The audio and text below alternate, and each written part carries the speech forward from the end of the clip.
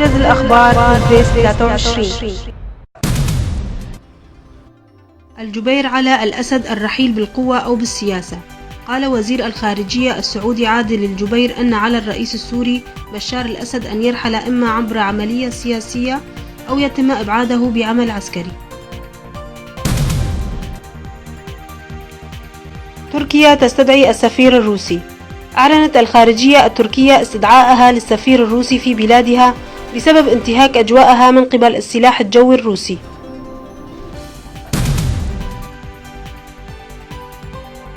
إسقاط طائرة أمريكية في الفلوجة.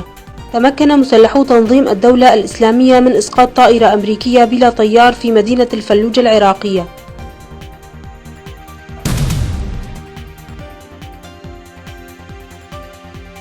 ضحايا جدد في عرض البحر.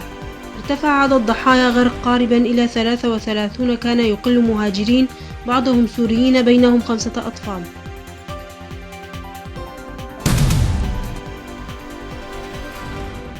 المعارضة السورية توافق على مشاركة جنيف.